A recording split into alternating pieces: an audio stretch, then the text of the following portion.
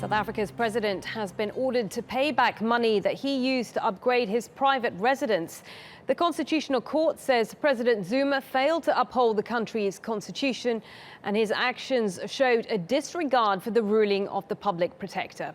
A report released 2 years ago found that more than $20 million was spent on his residence, and it wasn't necessary for Zuma's security. Well, the National Treasury will determine the amount he has to pay back. Meanwhile, the opposition has called for Zuma to be removed from office. All the president was required to do was to comply. Arguably, he did, but only with a directive to report to the National Assembly. The president thus failed to uphold, defend, and respect the Constitution as the supreme law of the land.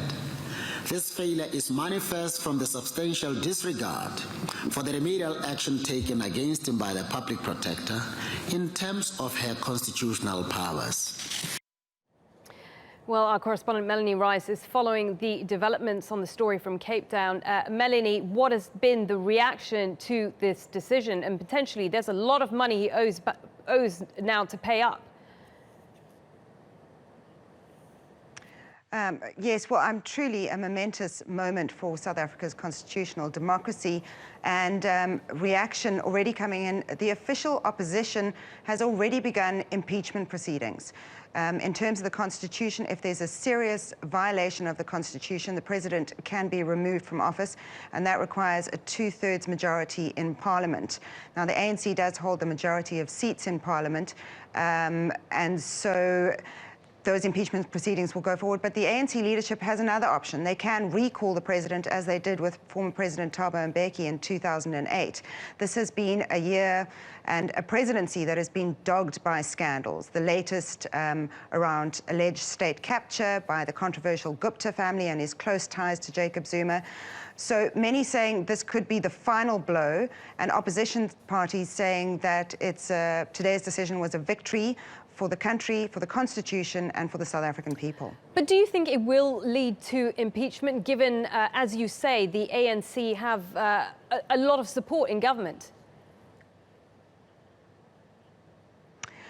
Well, essentially, I think everything lies with the ANC leadership. If they feel that this decision is going to impact them in the local elections coming up later this year, or in the national elections in 2019, they may choose to recall Jacob Zuma, or they may choose to ask their members to vote for impeachment. That's highly unlikely, but the ANC leadership is deeply divided at the moment over all these controversies that he has faced.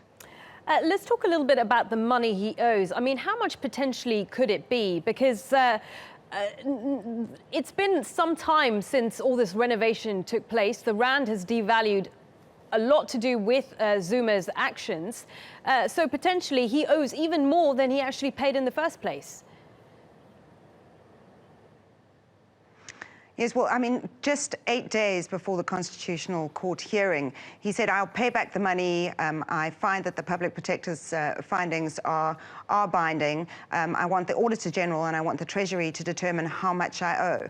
Now the Constitutional Court has laid out how that money will be determined, and he'll be forced to pay it back.